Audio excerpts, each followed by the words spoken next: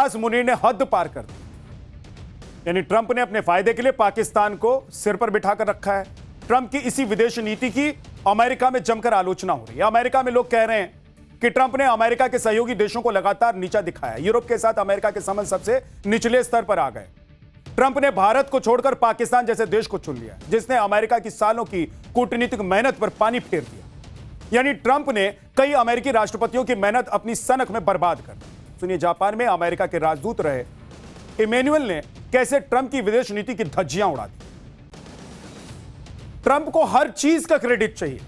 Iran पर हमला किया तो मैंने किया, ईरान से डील होगी तो मेरी वजह से होगी, दुनिया भर के युद्ध में मैं कूदा तो युद्ध रुकवा दिया, मुझे नोबेल मिलना चाहिए।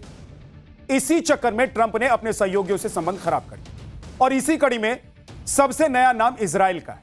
ट्रंप ने इजराइल और लेबनान के सीज फायर का ऐलान किया, लेकिन अब इसी से इजराइल के नाराज होने की भी खबर है।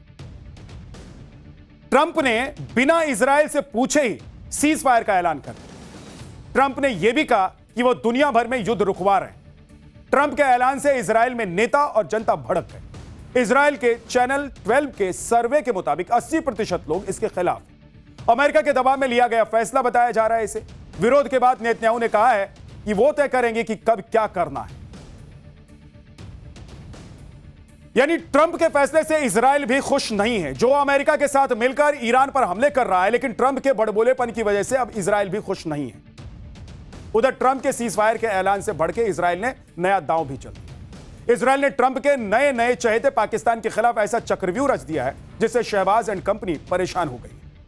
इजराइल ने आतंकियों संगठनों से जुड़ी खुफिया जानकारी भारत को एक डोजियर के रूप में सौंप दी, जिससे पाकिस्तान के आतंकी ठिकानों और हमास के बीच का कनेक्शन सामने आ गया।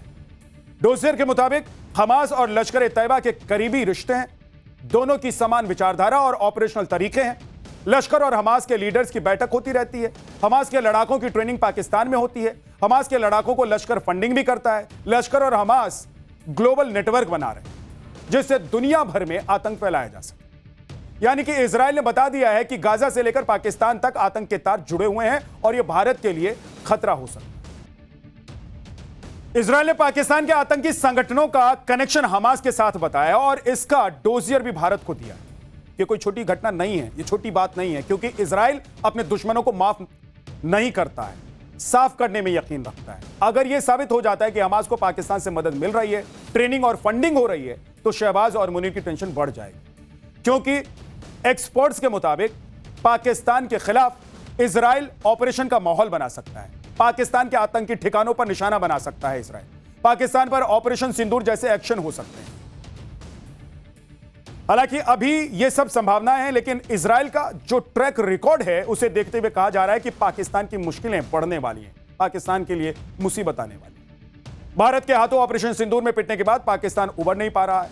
किसी तरह ट्रंप की चापलूसी करके पाकिस्तान काम चला रहा है। लेकिन अगर इजराइल ने कुछ करने का ठान लिया तो शायद ट्रंप भी इजराइल को नहीं रोक, जैसा लेबनान में इस वक्त दिखाई दे रहा है कि चाहकर भी ट्रंप इजराइल को रोक नहीं पा रहे। कुल मिलाकर शहबाज और मुनीर को इजराइल ने नई टेंशन दे दी और भारत तो पहले से ही तैयार बैठा है। ऑपरेशन सिंदूर कभी भी फिर से शुरू हो सकता है, ये भारत ने कह रखा है। पाठशाला में अब अगली क्लास। टोपी, नमाज, हिंदू देवताओं का अपमान, नासिक टीसीएस धर्मांतरण केस में पीड़िता का वो खुलासा सुनकर रोंगटे खड़े हो जाए। हिंदुओं का धर्म परिवर्तन करा देने वाला ऐसा कॉर्पोरेट गैंग जो पकड़ाया तो बड़ा पर्दा उठ गया। महाराष्ट्र के नासिक में टीसीएस के दफ्तर में कथित धर्मांतरण और यौन शोषण के मामले ने पूरे देश को हिलाकर रखा हुआ है। जब से इस मामले का खुलासा हुआ है, तब से जांच में सन्न कर देने वाले खुलासे हुए। 7 आरोपी गिरफ्तार किए जा चुके हैं, लेकिन इस नासिक टीसीएस कांड की मास्टरमाइंड मानी जा रही निदा खान अब तक पुलिस की गिरफ्त में नहीं आ पाई। शुरुआती जांच के बाद एसआईटी ने निदा खान को नासिक के कॉर्पोरेट गैंग का मास्टरमाइंड माना। इस सब के बीच पहली बार एक पीड़ित का लिखित बयान भी सामने आया, जिसमें नासिक के कथित कॉर्पोरेट गैंग के सारे धागे खुल गए। नासिक कांड से जुड़ा एक 2 साल पुराना वीडियो भी सामने आया और इस वीडियो में वही होता दिखाई दे रहा है जिसका आरोप एक पीड़ित ने लगाया है। जैसे जैसे नासिक कांड की जांच आगे बढ़ रही है, आरोपियों की तरफ से विक्टिम कार्ड का नैरेटिव भी शुरू हो चुका है। पूरे मामले को साजिश बताया जा रहा है, लेकिन महाराष्ट्र के सीएम देवेंद्र फडणवीस ने ऐलान कर दिया है कौन सच्चा कौन झूठा, इसका खुलासा जांच एजेंसियां कर ही रहेंगी। आज पाठशाला में पूरे देश को हिला देने वाले नासिक कांड का एक एक अपडेट आपको बताने वाला हूं, लेकिन पहले इस मामले पर मचे घमासान की एक झलक आप देखिए।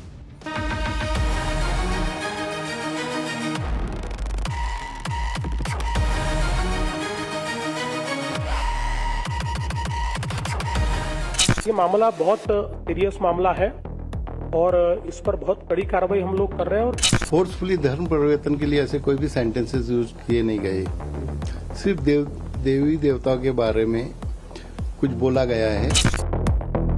कला हम मिट्टी में मिला देंगे, ये हालत सभी जिहादी के हम करने वाले हैं। उसने कंप्लेंट दी कि दानिश और उसके बाद एक तौफीक था। ईद थी, ईद के टाइम बुलाया, उनको टोपी पहनाया और टोपी पहना के एक ग्रुप में उनका नाम डाल दिया।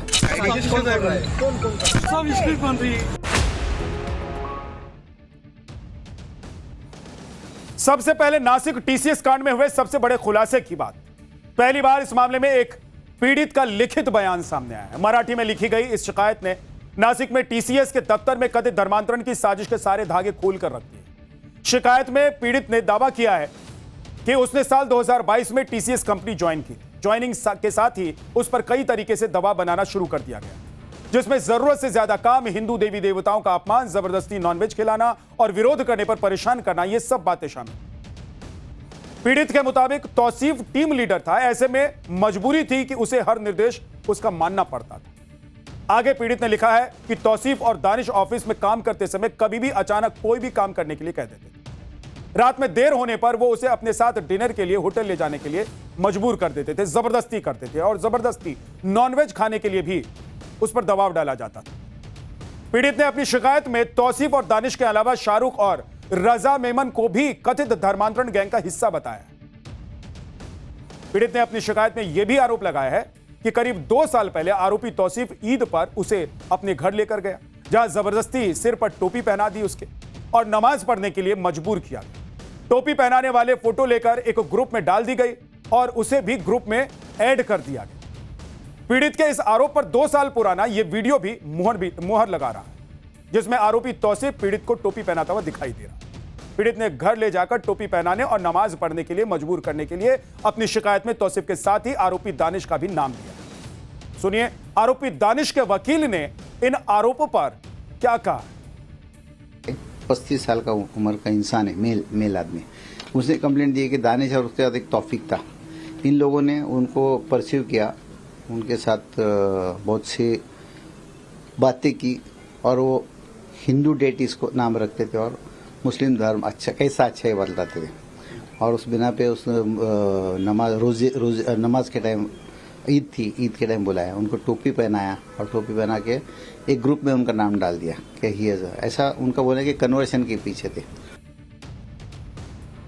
पीड़ित ने अपनी चिट्ठी में तौसीफ और दानिश के साथ ही कंपनी में काम करने वाले दूसरे आरोपियों पर भी कई गंभीर आरोप लगाए हैं, जिनमें से कुछ गंभीर आरोप के बारे में आपको बता देता हूं।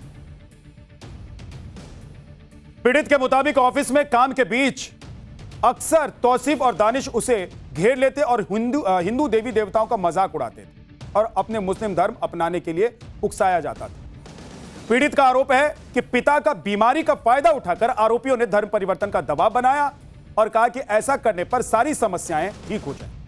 पीड़ित ने अपनी शिकायत में दावा किया है कि उसका परिवार रामदास स्वामी का भक्त है, ऐसे में वो भी धर्म के सभी नियमों का पालन करता है और गले में रुद्राक्ष की माला भी पहनता है। पीड़ित के मुताबिक यही धार्मिक पहचान तौसीफ और दानिश को खटकती थी। पीड़ित का आरोप है कि विरोध करने पर उसके खिलाफ गलत रिपोर्ट भेजी गई और उसे जान से मारने तक की धमकी दे दी गई।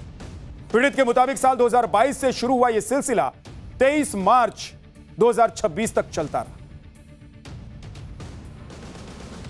पीड़ित की शिकायत में लगाए गए आरोपों से रोंगटे खड़े हो जाते हैं और उसके आरोपों की सच्चाई जल्द ही जांच में सामने आने की उम्मीद भी की जा रही है, क्योंकि अब तो महाराष्ट्र के सीएम देवेंद्र फडणवीस ने भी ऐलान कर दिया है कि वो इस मॉड्यूल की तह तक पहुंचेंगे और